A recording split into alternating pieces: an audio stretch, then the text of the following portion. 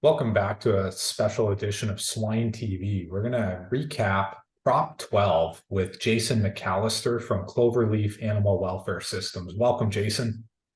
Hey, thanks for having me.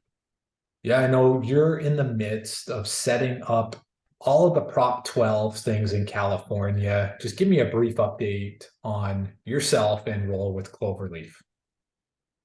Well, I'm Jason McAlister. I'm a co-owner and operator of CloverLeaf Animal Welfare Systems. We do certification and education across multiple species throughout the Americas and Europe. We are currently chugging along real good on doing Prop 12 certifications. In fact, I'm in the middle of one of those today. So that's where we're at right now. So this is very timely. You're in the middle of one today, and I'm hearing that there's a lot of misconceptions of the rules. Can you explain that? Sure. I think that there's a little bit of misunderstanding in the rules, and there's a deficit in knowledge of how the rules apply and how they should be applied.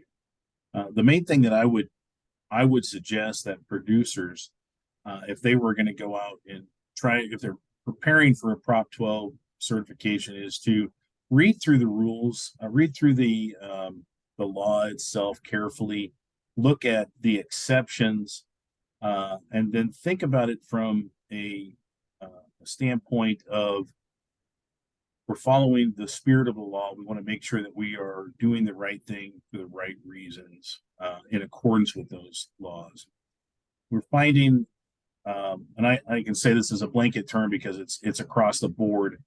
We're finding producers that are having a deficit in records, record keeping, and really some even at a basic level of what records are required. I think that it's important that producers educate themselves and understand where what they need, what records they'll need, and when those records should begin, and so forth.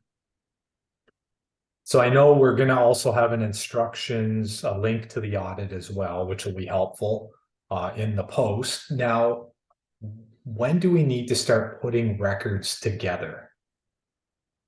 Okay, so officially the records should have started on September 1st, 2022. So um, about 6 months ago, we were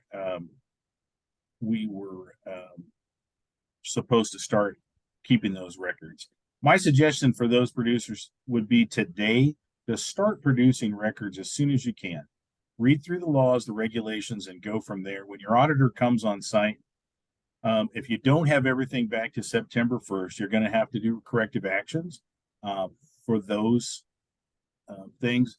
And it would be very much in your best interest to have started that program prior to the auditor showing up. If you auditor shows up and you don't have any um, um, records at all, it could take an extended amount of time for you to complete your corrective actions, show that you do have those in place, and may even require an additional audit. So I would greatly encourage producers to begin producing records, even if they're not 100% sure, if they're not 100% correct. So start producing records now. What about if the law is upheld? When will it be in effect, Jason? Well, and that's a highly debated subject. I think I would get arguments from every side of the argument, no matter what I said. But the way I understand it, and I want to make sure that we phrase it that way. The way I understand the law is that barring an overturn, the law being overturned or kicked back for some reason from the Supreme Court. If the Supreme Court came out today and said the law is being upheld and it goes into effect, um, the case in California currently, as it stands, would put the effect date of enforcement as July the 1st or July 2nd of 2023. To be clear, that law was already placed into effect. The law is in effect now. Enforcement of the law is being held in abeyance according to that uh, judgment in California. So we're the law I've had people say the law is not in effect yet. Well, actually, the law has been in effect, but enforcement of the law is what's being held in abeyance. So keep that in mind. If the Supreme Court comes out with a decision, you know, they could give you an extension. California could. There could be additional lawsuits. But as it stands today, the way I understand it is every product on the shelf in California on July 2nd has to have that audit chain all the way back in certification. So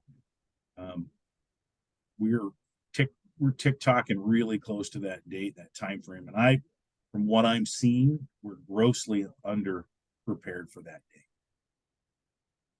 So let's start getting prepared. So Prop 12's approaching. Jason McAlister, thanks for the update today. Yeah.